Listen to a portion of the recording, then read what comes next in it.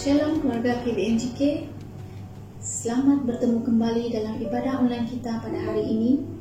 Saya yakin dan percaya kita mengalami kebaikan dan kemurahan Tuhan sepanjang minggu yang lepas, sehingga hari ini kita dapat bersama-sama mengikuti ibadah online.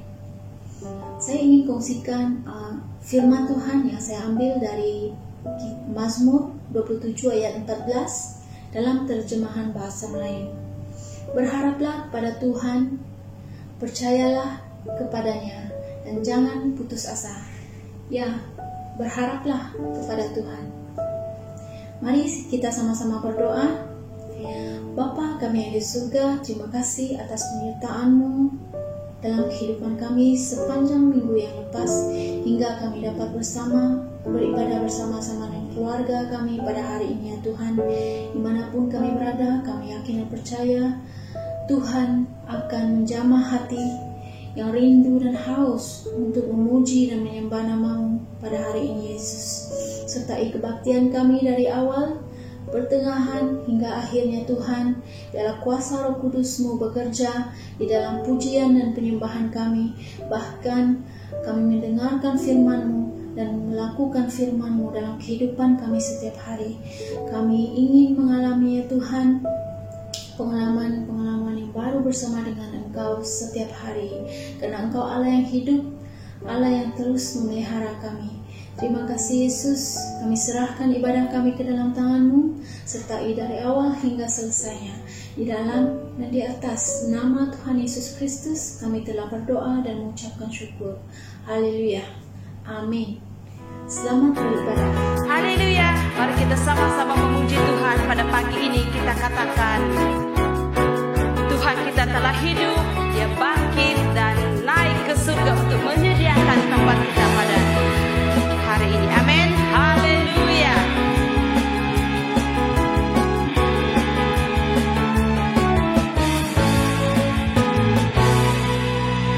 Kuasa maut telah dikalahkan oleh darah anak domba Allah.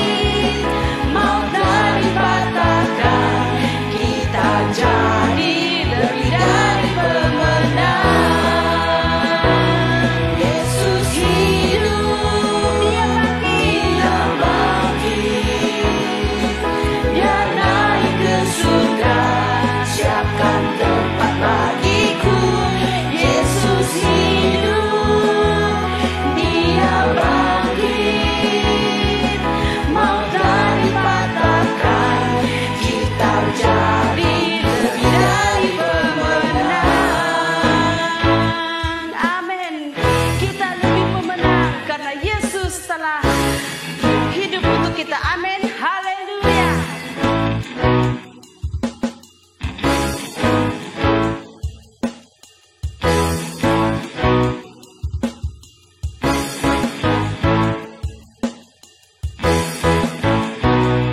Yesus hidup, Dia bangkit, Dia naik ke surga, siapkan tempat bagiku.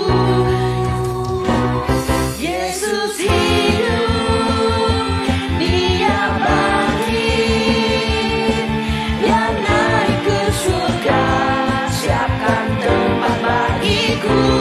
Yesus hidup, Dia bangkit, mautlah dipatahkan, kita jadi lebih dari pemenang. Kita jadi lebih dari pemenang. Katakan sekali lagi, kita jadi lebih dari pemenang.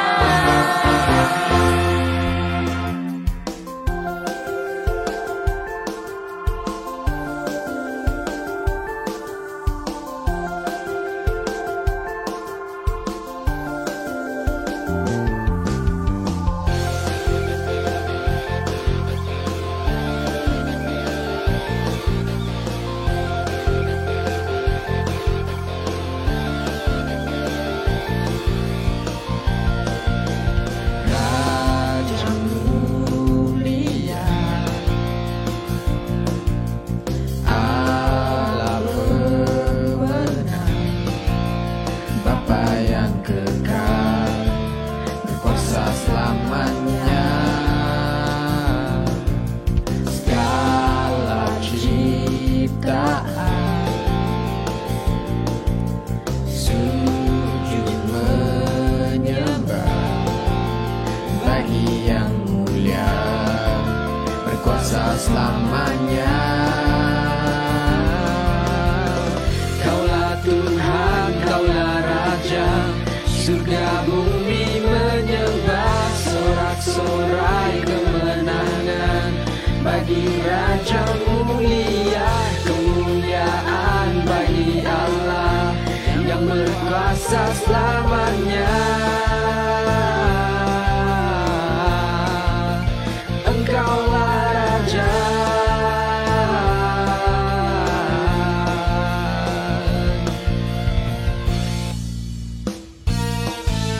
Segala ciptaan sujud menyembah bagi yang mulia, berkuasa selamanya. Oh yeah. Kaulah Tuhan, Kaulah Raja, surga bumi menyembah, sorak-sorai kemenangan bagi Raja mulia, kemuliaan bagi Allah yang berkuasa selamanya. Engkaulah Raja.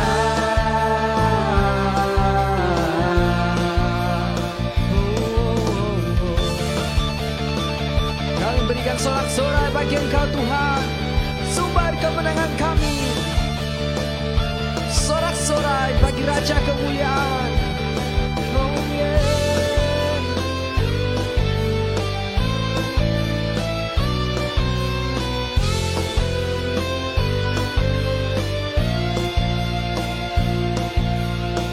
Come on, yeah.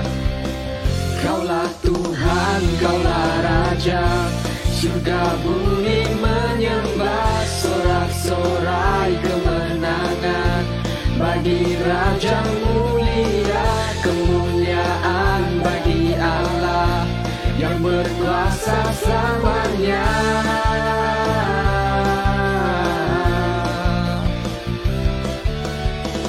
Kaulah Tuhan, Kaulah Raja, surga bumi menyembah, sorak-sorai kemenangan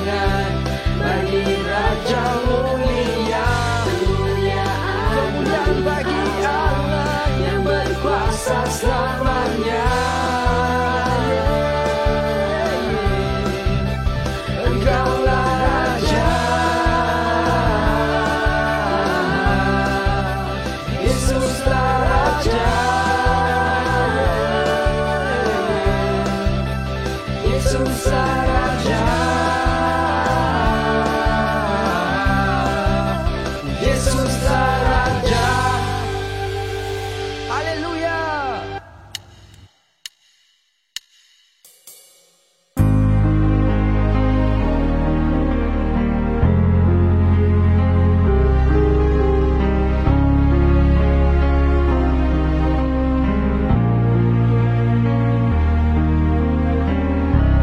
Kisah Para Rasul pasal 1 ayat 8 berkata, tetapi kamu akan menerima kuasa kalau Roh Kudus turun atas kamu. Haleluya. Itu kerinduan kita. Amin. Mari kita naikkan lagi. Tuhan, aku rindu. Tuhan, aku siap. Penuhi aku dengan Roh-Mu. Ku rindu lawatan-Mu.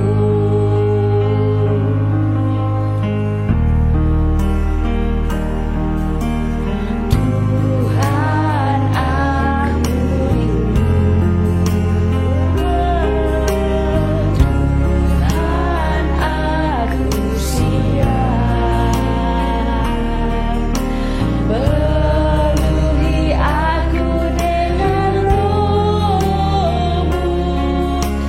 Ku rindu lawatan-Mu.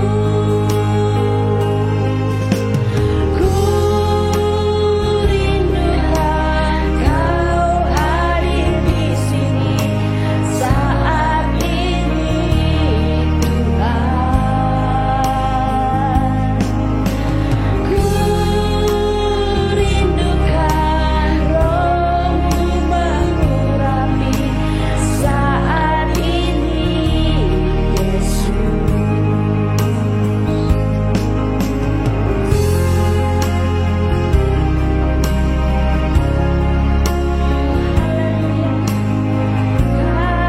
Kami menanti janji Bapa.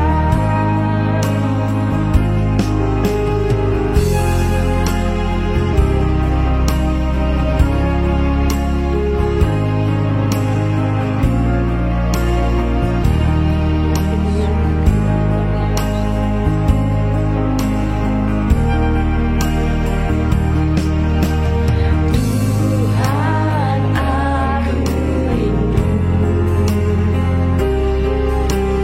Tuhan, aku siap. Penuhi aku dengan Roh-Mu. Ku rindu lawatan-Mu. Ku rindukan Kau hadir di sini saat ini, Tuhan. Ku rindukan Roh-Mu mengurapi saat ini, Yesus.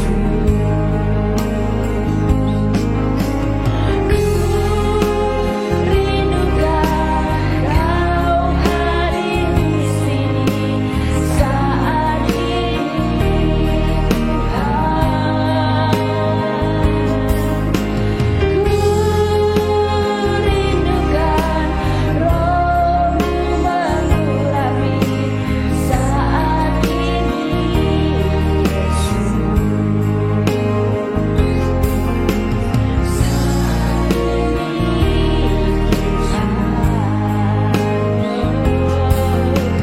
Saat ini,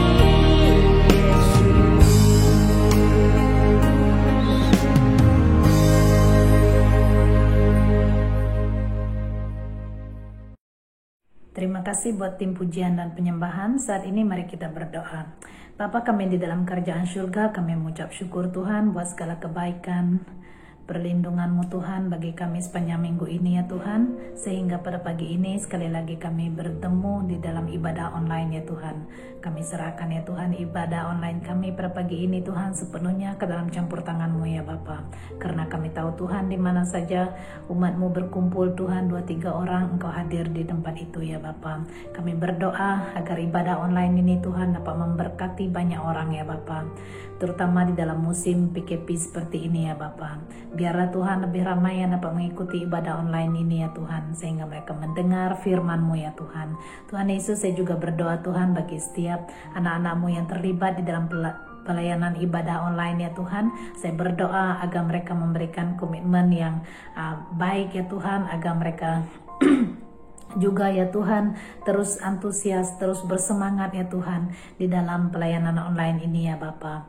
Oh haleluya Jesus, terima kasih Tuhan. Saya juga berdoa Tuhan pada pagi ini untuk PKP Tuhan yang akan diadakan di seluruh negara kami Malaysia ya Tuhan. Saya berdoa agar semua rakyat mengerti mengapa PKP ini harus diadakan ya Bapa. Saya berdoa Tuhan agar rakyat Malaysia Tuhan akan mematuhi SOP yang telah kerajaan tetapkan ya Tuhan, tanpa bersungut-sungut ya Bapa. Karena kami tahu Tuhan apa yang kerajaan lakukan ini Tuhan untuk kebaikan bagi semua orang ya Bapa. Terima kasih Tuhan Yesus, terima kasih Allah Bapa. Biarlah Engkau Tuhan yang campur tangan Tuhan di dalam hal ini ya Bapa. Tuhan Yesus, saya juga berdoa Tuhan bagi teman-teman kami yang sakit Tuhan, di mana saja mereka berada Tuhan saat ini Tuhan. Saya berdoa tangan-Mu menjamah Tuhan, menyembuhkan mereka Tuhan dari segala kuasa sakit penyakit.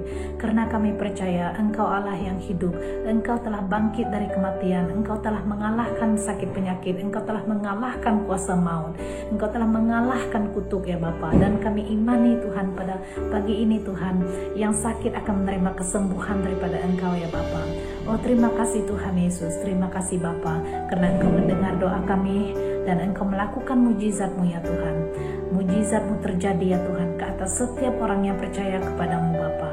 Terima kasih Tuhan Yesus, dan kami juga berdoa bagi firman-Mu yang akan disampaikan sebentar lagi Tuhan. Engkau mengurapi hamba-Mu yang menyampaikan firman-Mu Tuhan. Biarlah firman-Mu Tuhan yang menegur, mengajar, mendidik kami berjalan di dalam kebenaran ya Bapa. Oh terima kasih Tuhan Yesus, saya juga berdoa bagi Tangguk ya Tuhan, yang akan dijalankan di dalam setiap keluarga, biar ataupun melalui bank ini ya Bapa. Saya berdoa Tuhan Engkau memberkati setiap tangan yang menghulurkan Tuhan, dan Engkau Tuhan akan mencukupi Tuhan segala keperluan umat-Mu ya Bapa, sehingga tiada seorang pun Tuhan yang berkekurangan ya Tuhan, karena Engkau Allah yang mencukupi ya Bapa. Terima kasih Tuhan Yesus, kami serahkan Tuhan ibadah kami pada pagi ini Tuhan sepenuhnya ke dalam campur tangan-Mu. Di dalam nama Bapa, Anak dan Roh Kudus kami naikkan ucapan syukur dan doa kami. Amin. Salam dan selamat pagi saudara-saudari yang saya kasih dalam nama Tuhan. Diberkatilah kita yang datang dalam nama Tuhan. Nama Tuhan yang hebat, nama Tuhan yang manis, nama Tuhan yang terindah. Haleluya.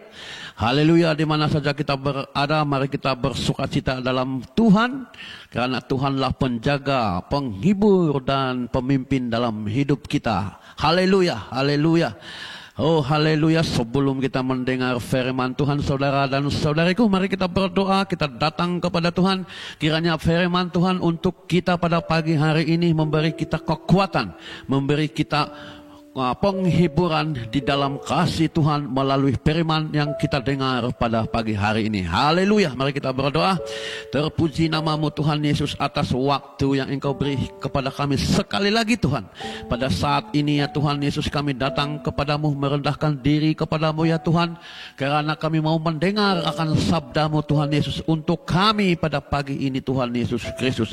Haleluya, kami percaya firman-Mu ini Tuhan Yesus akan memberikan kami kekuatan iman, akan memberikan kami penghiburan di dalam hati ini, dan itu membuatkan kami ya Tuhan Yesus, mata iman kami dicelikkan, mata iman kami melihat kepada masa depan ya Tuhan Yesus, karena firman-Mu iya dan amin. Firman-Mu Tuhan Yesus tidak pernah berubah dan tidak pernah berlalu, karena itu adalah Engkau sendiri ya Tuhan. Jadi pada pagi hari ini Tuhan Yesus, satukan kami umat-Mu walaupun di dalam online ini, kami bersama-sama fokus tekun mendengar firman-Mu pada pagi ini.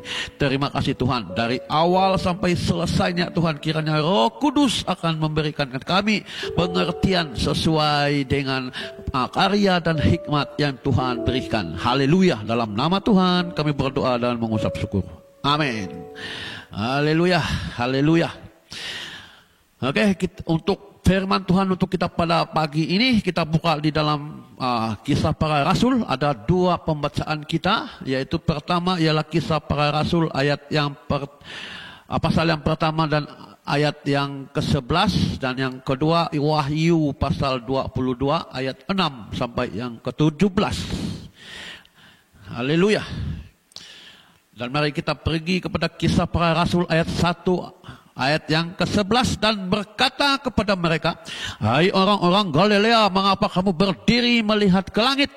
Yesus ini yang terangkat ke surga meninggalkan kamu akan datang kembali dengan cara yang sama seperti kamu melihat dia naik ke surga."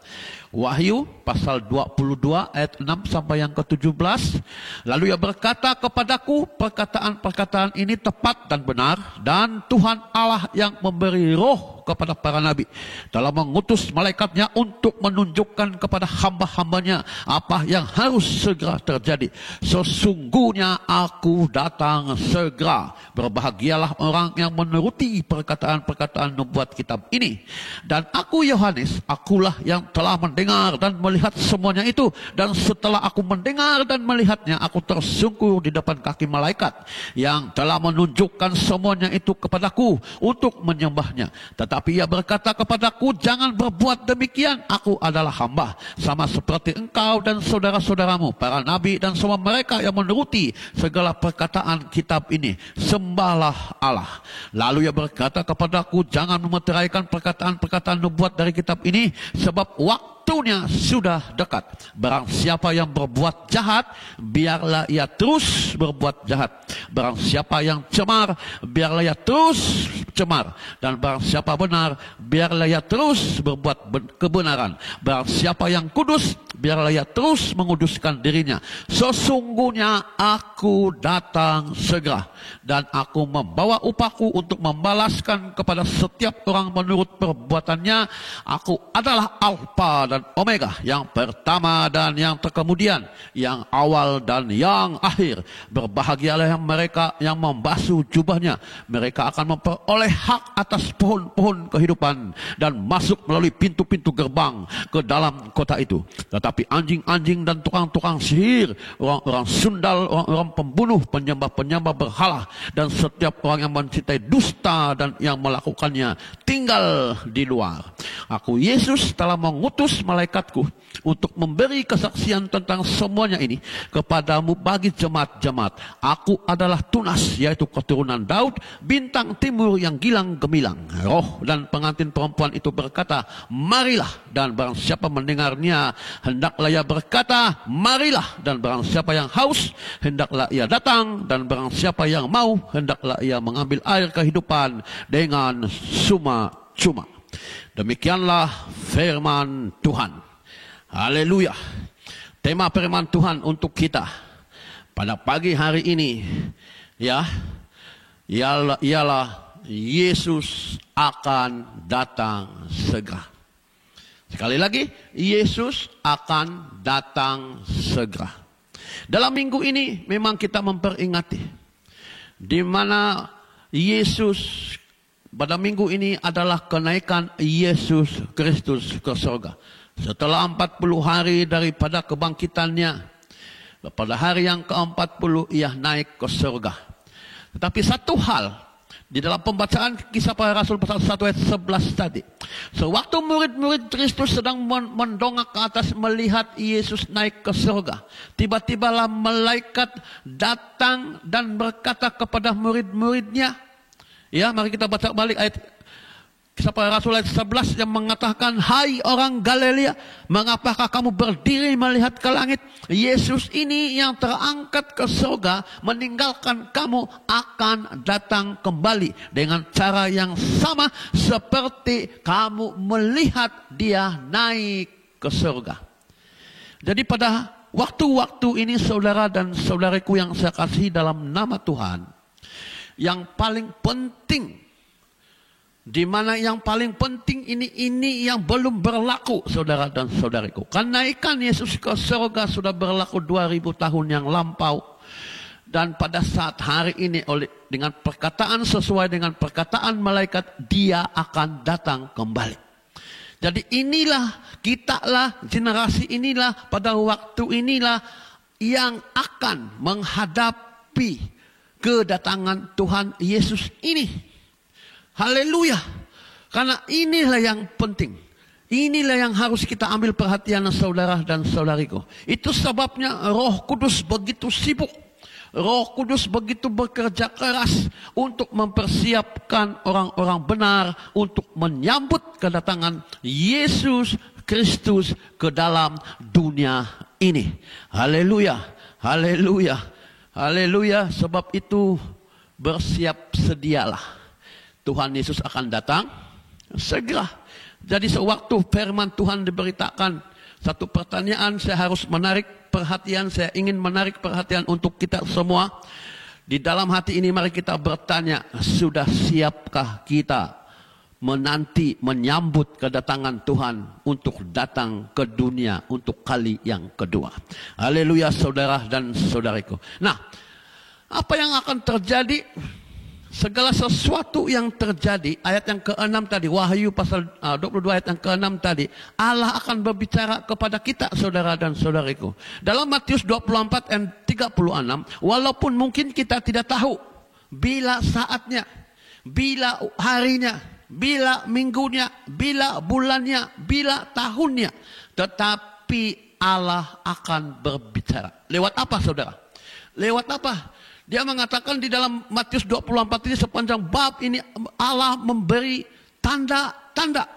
Allah berbicara melalui tanda-tanda, melalui alam semesta, melalui bintang dan bulan, melalui bentuk muka bumi, dengan ada gempa bumi di sana sini, dengan penyakit sampar yang sedang kita lewati sekarang ini. Dengan segala sesuatu yang sedang terjadi, peperangan sedang terjadi di tebing barat saat ini. Dan begitu juga segala alat yang canggih yang mereka lancarkan ke langit dan sedang berjatuhan. Jadi Allah berbicara dengan segala sesuatu. Jadi kita harus pandai ataupun bijak mengerti tentang tanda-tanda ini. Walaupun mungkin kita tidak tahu, sekali lagi dalam Matius 24:36, kita tidak tahu waktunya. Tetapi Allah berbicara lewat segala sesuatu yang ada di sekeliling kita. Haleluya, haleluya. Allah tidak pernah berhenti untuk berbicara, memberitahukan kepada kita saudara dan saudariku. Ayat Wahyu pasal 3 ayat 20. Di situ Tuhan, aku berdiri di depan pintu dan mengetuk. Ya. Maksudnya Yesus ingin masuk ke dalam kita dan ingin berbicara secara pribadi kepada kita saudara. Dia ingin selalu berbicara karena banyak perkara yang ingin dia beritahukan kita. Itu sebabnya Wahyu pasal 3 ayat 20 dia berdiri di muka pintu dan mengetuk.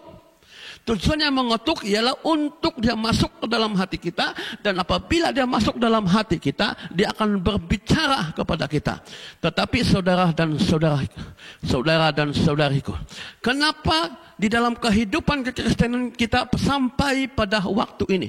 Mungkin usia iman kita, ada yang 1 minggu, ada yang 1 bulan, ada yang berbulan-bulan, ada yang bertahun-tahun, ada yang berpuluh tahun, ada yang berbelas tahun.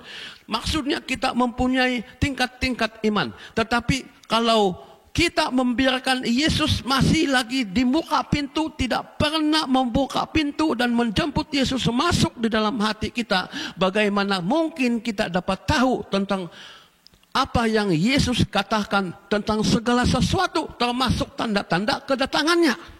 Jadi pada saat hari ini, inilah peluang kita untuk yang kali terakhir saudara. Kalau Yesus sedang berada di pintu, muka pintu dan sedang mengetuk, jemputlah dia dan biarlah dia masuk dalam hati kita. Dan jangan sama sekali benarkan dia untuk keluar sekali lagi. Ataupun jangan biarkan kita bertindak untuk menghalau Yesus, menghalau Roh Kudus yang sudah masuk dalam hati kita ini. Kita sendiri yang menghalau dia keluar. Lepas itu kita mau Yesus mengetuk sekali lagi. Saudara dan saudariku, sebagai orang yang percaya kepada Tuhan, sekali Roh Kudus masuk dalam hati kita, biarlah dia duduk dalam hati kita untuk selama-lamanya. Haleluya. Yohanes 14 ayat 1, Tuhan berkata, jangan gelisah hatimu, karena di surga aku telah menyediakan tempat tinggal. Jadi Yesus mengatakan sesuatu yang dapat diyakini. Yesus mengatakan sesuatu untuk mengobati segala kegelisahan kita, saudara-saudariku. Jadi Yesus mengerti perasaan kita. Ya, dalam Yesaya pasal 55 ayat yang ke-11 Tuhan berkata, segala sesuatu yang dia katakan, yang keluar daripada mulutnya, firman itu akan kembali, tidak pernah gagal, tidak pernah sia-sia. Maksudnya apabila dia mengatakan sesuatu, kalau dia mengatakan bahwa aku akan datang kembali, dia akan datang. Kalau dia datang untuk menghukum, dia akan menghukum. Itulah maksudnya Yesaya pasal 55 ayat yang ke-11. Sekali firman Tuhan itu keluar daripada mulutnya, firman itu akan bekerja dan dia akan kembali tanpa kegagalan. Haleluya, saudara dan saudari. Haleluya, terpuji nama Tuhan. Inilah saat-saatnya kita sedang menanti kedatangan Yesus kedua kali dalam dunia ini. Nah, saudara dan saudariku, ayat yang ke-11 dalam pembacaan Wahyu tadi, ayat yang ke-11, di sana dia mengatakan ada dua kuasa yang menguasai setiap orang menjelang kedatangannya. Maksudnya ada dua kuasa. Dalam setiap individu dua kuasa ini, antara satu ini yang akan menguasai. Tidak ada pilihan di tengah-tengah, tidak ada pilihan ketiga, tidak ada pilihan keempat, hanya dua. Ya. Ayat yang ke-11, di mana yang pertama adalah kuasa dosa. Ayat yang ke-11 tadi yang mengatakan, orang yang berdosa tambah berbuat dosa. Tetapi dalam Wahyu tadi pembacaan kita, orang yang berbuat dosa, biarlah dia berbuat dosa. Apa arti, apa maksud biarlah? Apa yang maksud Tuhan mengatakan, biarlah orang yang berdosa, biarlah dia berdosa. Kenapa saudara? Ya, biarlah orang yang cemar, biarlah dia terus membuat cemar. Maksudnya waktu Tuhan akan datang. Kalau seseorang itu tidak berhenti, tidak serius untuk berhenti berbuat dosa. Kalau dia masih lagi tidak berhenti di dalam hal minuman keras, kata Tuhan pada masa ini, biarlah dia terus minum minuman keras. Maksudnya di sini Tuhan, apa dikatakan sekali lagi, biarlah. Biarlah maksudnya Tuhan sudah tidak memperdulikan lagi. Apa yang kita lakukan itu biar kita akan lakukan terus menerus sampai Yesus datang. Sepertinya Firaun, Tuhan mengeraskan hati Firaun. Jadi apabila Tuhan mengeraskan hati Firaun, maka Firaun tidak dapat, malah Firaun akan bertambah keras. Dia akan bertambah jahat. Apa sahaja mukjizat yang Tuhan beri, dia tidak percaya. Jadi inilah yang berlaku sewaktu menjelang kedatangan Tuhan, saudara. Kalau seseorang itu dia terus suka berjudi, kata Tuhan biarlah. Maksudnya dia akan terus berbuat judi sampai Yesus datang. Saudara dan saudariku, maksudnya saya percaya masa ini Roh Kudus sudah meninggalkan kita. Roh Kudus sudah menghentikan pekerjaannya. Karena apabila Roh Kudus sudah kembali kepada ketritunggalan itu, bermakna hati manusia tidak ada lagi sesiapa yang menegur kita pada masa itu. Karena kita tahu Roh Kudus berfungsi untuk menasihati, menegur, dan menghiburkan. Jadi saudara, itu yang pertama. Kuasa yang kedua dalam ayat yang ke-11 ialah kuasa kekudusan.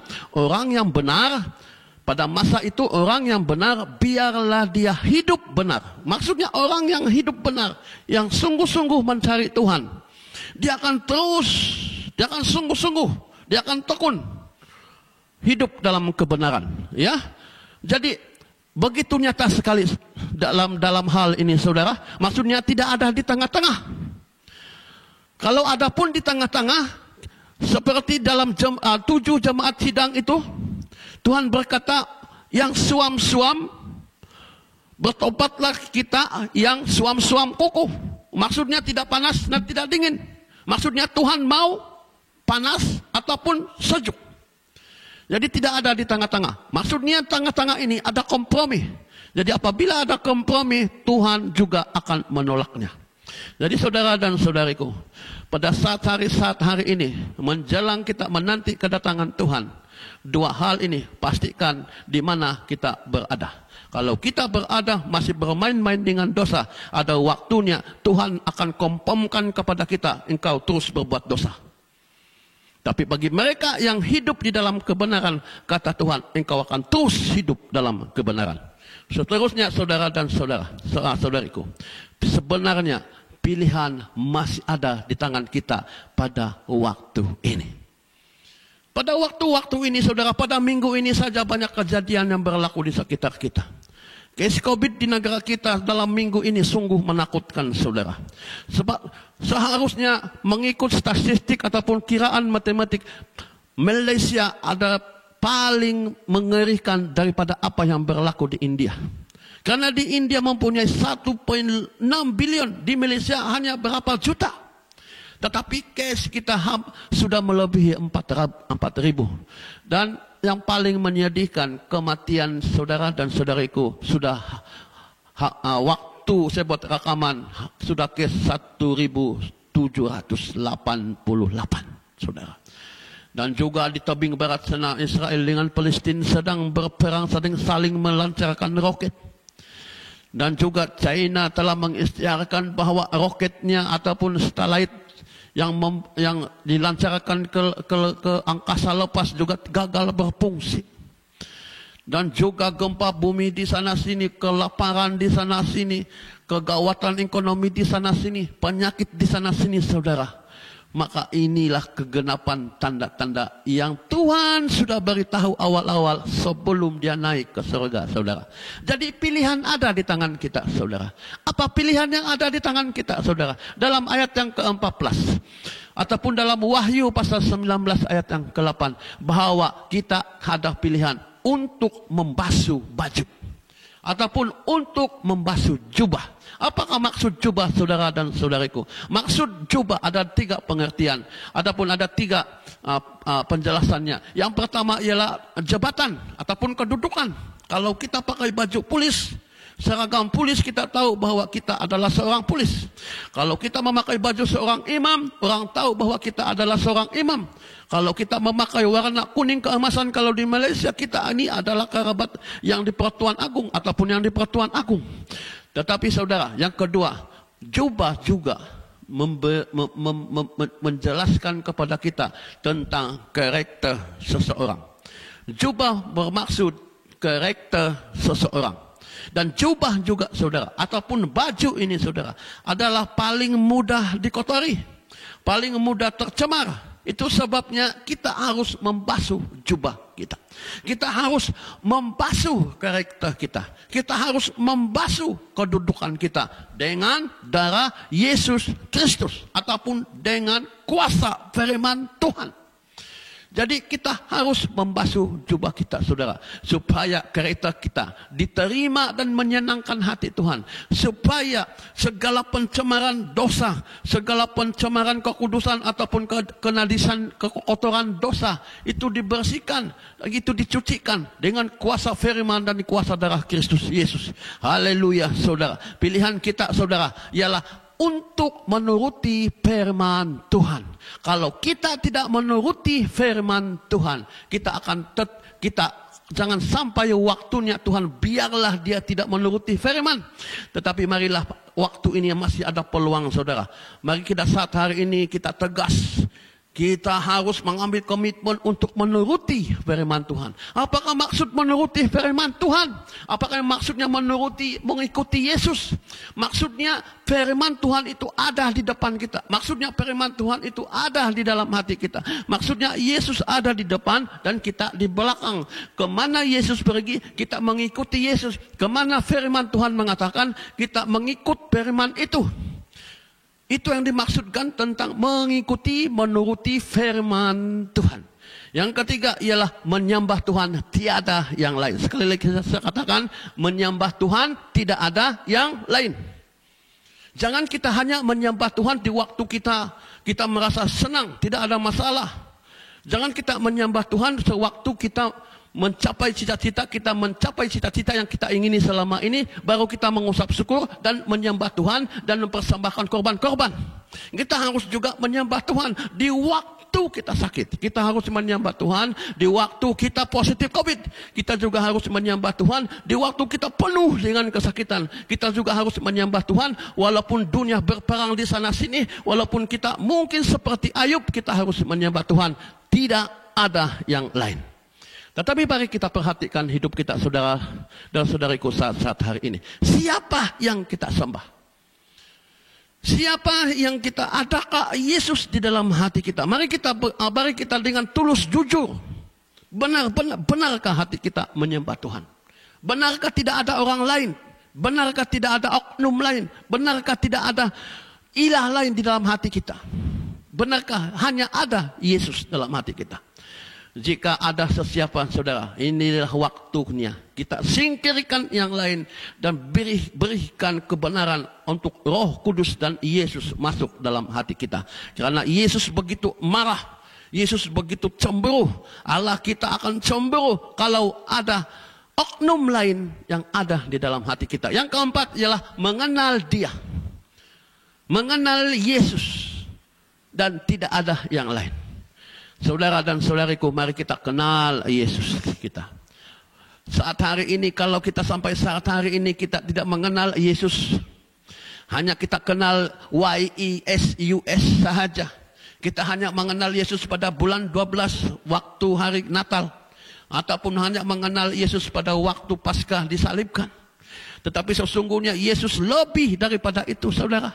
Yesus telah naik ke surga dan Yesus telah berjanji, banyak janji-janjinya, yang salah satunya ialah Yesus akan datang segera.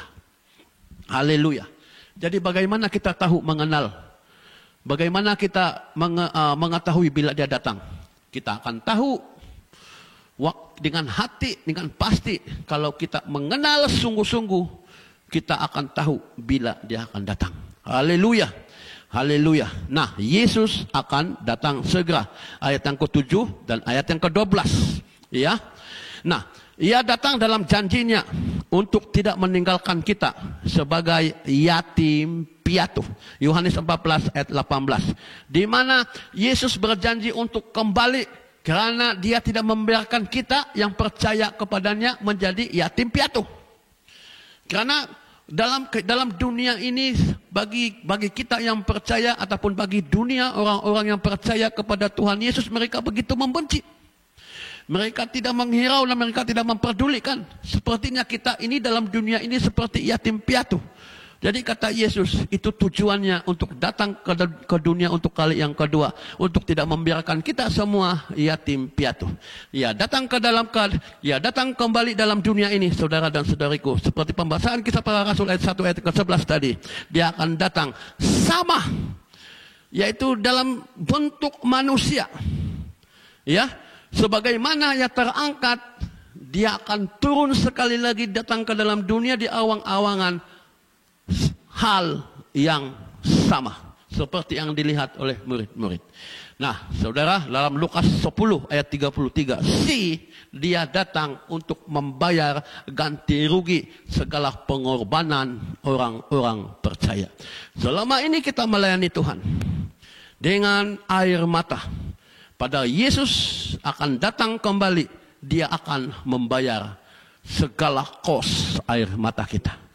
Segala pengorbanan kita, waktu kita, kelelahan kita, segala sakit penyakit yang sewaktu kita melayani Dia, ketahuilah pada waktu itu Yesus membayar ganti rugi untuk kita semua, saudara. Haleluya, haleluya, haleluya. Allah, Yesus tidak pernah melalaikan. Yesus melihat segala apa yang berlaku. Mungkin kau merasakan sewaktu-waktu ini engkau begitu tertekan untuk melayani Tuhan karena tekanan-tekanan yang lain. Sepertinya engkau hanya seorang saja yang sungguh-sungguh melayani kepada Tuhan saat ini. Tapi waktu Yesus akan datang, Yesus mengerti dan Tuhan Yesus sudah mencatatkan semuanya di dalam buku lognya itu, dalam datanya, dan memberi pahala dan ganti rugi akan segala yang kita lalui, saudara dan saudariku. Haleluya, haleluya, haleluya. Nah, saudara, sebenarnya apa yang berlaku kalau Yesus akan datang kedua kali dunia? Apa yang berlaku, saudara? Apa tujuan Yesus? Tuhan Yesus datang kali yang pertama, apa tujuannya? Ialah untuk menebus, untuk memberi kehidupan, dan untuk menyelamatkan kita, dan untuk mengampuni dosa kita, dan sehingga dia mati di kayu salib. Tetapi kedatangannya untuk kali yang kedua, saudara, apa tujuannya? Tujuannya, saudara, ialah untuk mengangkat orang-orang saleh. Ya? Itu tujuan Yesus untuk datang kali kedua, yaitu mengangkat orang-orang yang benar. Matius 24 ayat 40. 2 orang di ladang, seorang yang dibawa, seorang yang ditinggalkan. Matius 24 ayat 41. 2 orang perempuan sedang memutar batu kilangan ataupun menggiling. Seorang yang dibawa, seorang yang ditinggalkan. Maksudnya, di dalam hal ini, di mana ada satu orang yang diangkat, pada Yesus akan datang nanti, dan seorang yang akan ditinggalkan. Maksudnya berlaku perpisahan yang sangat menyedihkan. Maksudnya, siapakah yang di ladang itu? Maksudnya di ladang ini adalah kaum laki-laki. Kan? Karena kaum laki-laki yang bekerja, dan di sini disebut dua orang perempuan. Jadi di antara 2 laki-laki yang bekerja di ladang, seorang yang benar dan seorang yang terus berbuat dosa. Jadi yang benar diangkat, yang terus berbuat dosa akan ditinggalkan. Begitu juga dengan 2 orang perempuan sewaktu menggiling, seorang yang benar akan dibawa dan seorang yang terus bergosip ditinggalkan. Saudara dan saudariku, bermaksudnya boleh juga kita andaikan di dalam keluarga kita, ya, di dalam adik-beradik kita, di dalam hubungan dalam suami istri. Maukah kita istri diangkat, suami ditinggalkan, anak sulung ditinggalkan, anak bungsu dibawa? Maukah kita seperti itu, saudara? Jadi firman Tuhan sudah mengatakan, kenapa dia dikatakan seperti ini? Karena berlaku perpisahan kalau kita tidak sungguh-sungguh mengikuti Tuhan bersama-sama. Jadi pada saat hari ini kita masih ada peluang, saudara dan saudariku. Mari kita bawa semua keluarga kita supaya kita sama-sama dibawa. Jangan jangan ada yang ditinggalkan. Mari kita pastikan seluruh jemaat ke BMJK pada waktu Yesus datang akan dibawa semua. Jangan ada satu pun yang tertinggal, saudara dan saudariku. Begitu juga dengan kumpulan ataupun dengan para pelayan hamba-hamba Tuhan. Jangan ada pula pendeta ataupun pastor ataupun reverend yang ditinggalkan. Jangan pula ada penatua yang diangkat dan ada penatua yang ditinggalkan. Jangan pula ada deacon yang ditinggalkan, ada deacon yang dibawa. Haleluya, saudara. Jadi sebenarnya siapakah yang ditinggalkan? 2 Tesalonika pasal 2 ayat 1 sampai yang ke-12. Siapa yang ditinggalkan? Ialah tercatat dalam 2 Tesalonika pasal 2 1 ayat yang ke-12. Yang ditinggalkan. Pada kata Yesus, kata tulisan Paulus di sini, menjelang kedatangan Tuhan Yesus, mereka yang tidak sungguh-sungguh kepada Tuhan, mereka akan menyatakan dirinya murtad. Kenapa dia menyatakan dirinya, mengisytiharkan dirinya murtad? Karena Yesus sudah mengatakan dalam ayat yang ke-12, 2 Tesalonika pasal 2, 1 yang ke-12, Allah memberi kesesatan kepada mereka. Sama halnya yang terjadi dengan Firaun, sekali lagi Allah mengeraskan hati Firaun. Jadi pada waktu itu yang murtad ini siapa, saudaraku?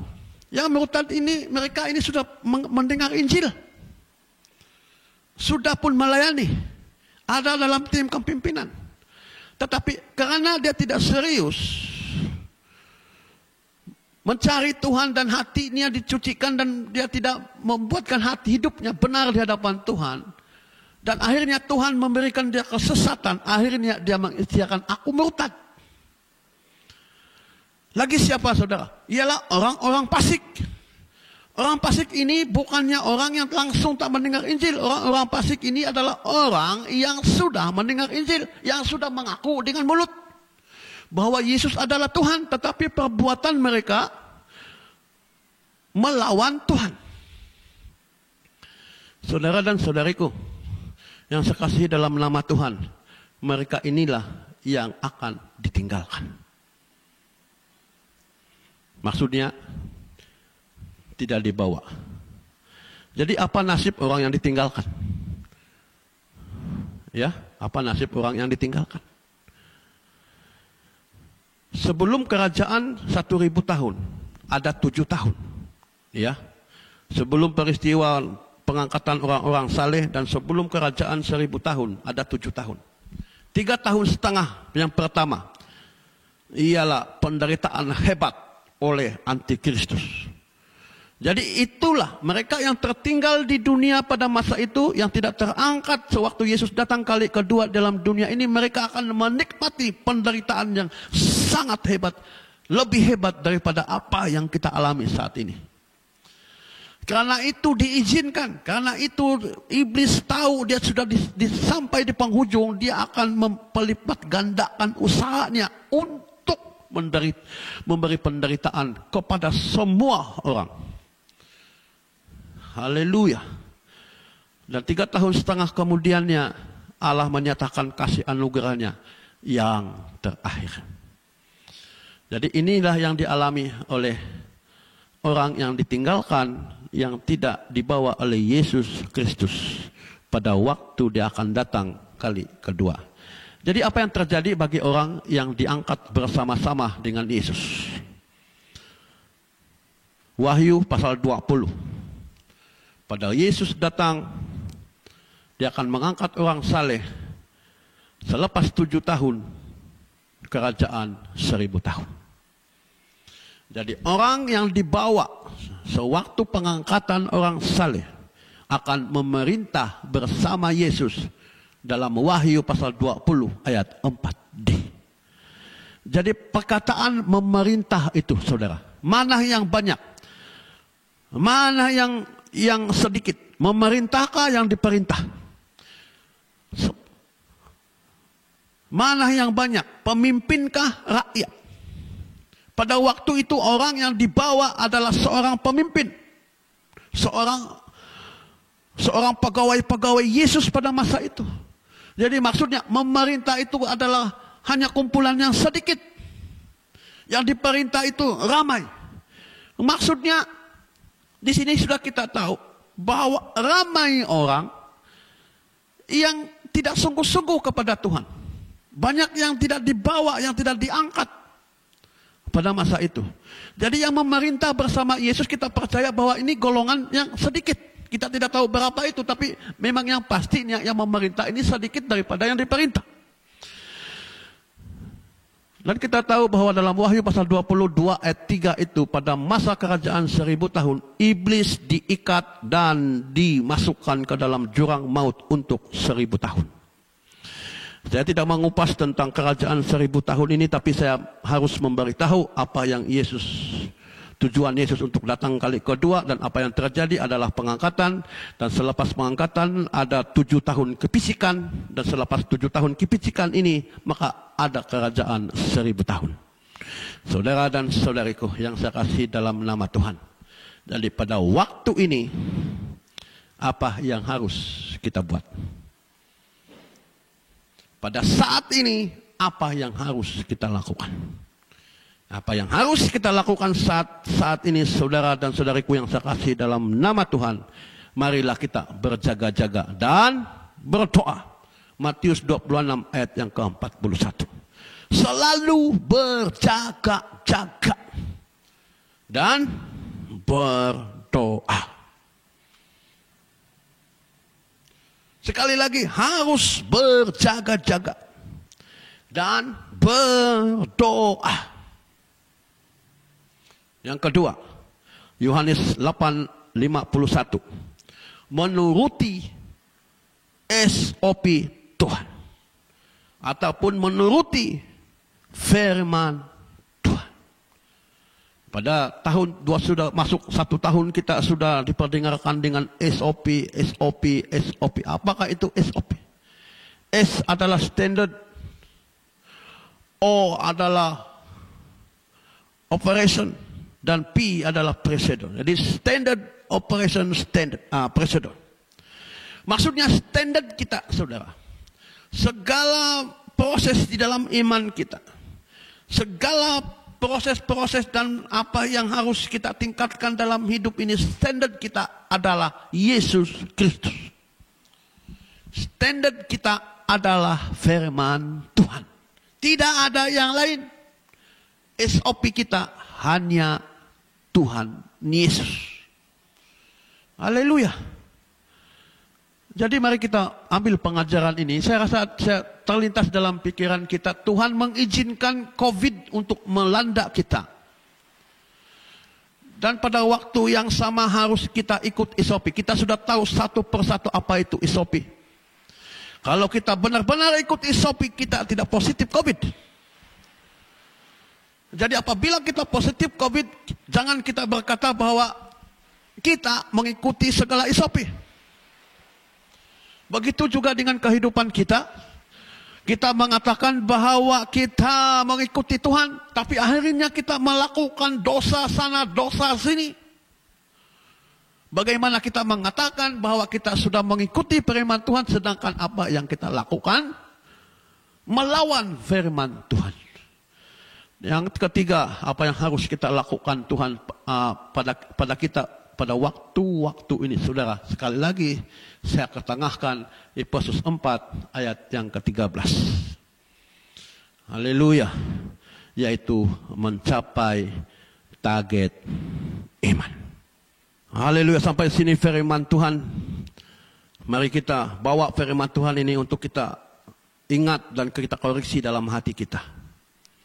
Bahwa Yesus datang untuk kali kedua belum berlaku, saudara.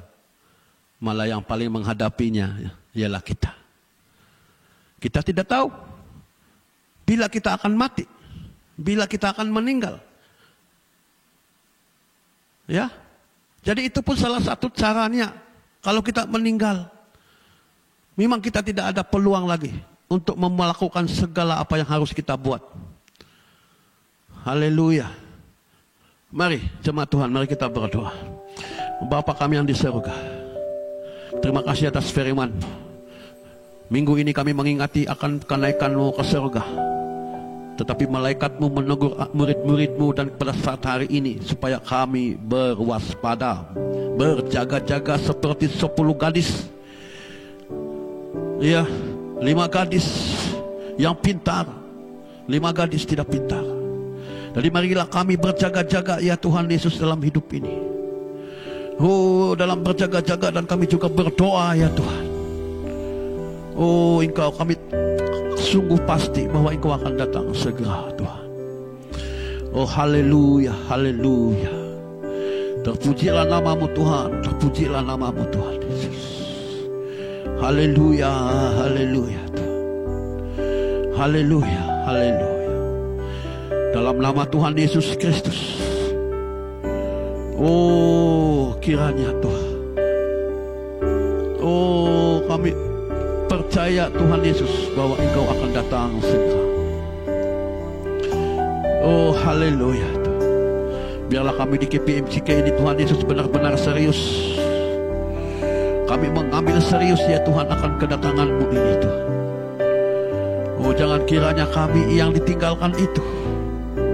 Biarlah kami yang dibawa, akhirnya kami memerintah bersama dengan Engkau. Haleluya. Haleluya. Kehendak-Mu yang terjadi. Dibawa segala sesuatu, dibawa kekuasaan tangan-Mu. Terima kasih Tuhan. Terima kasih Tuhan. Dalam nama Tuhan Yesus, mari kita katakan amin. Amin. Haleluya.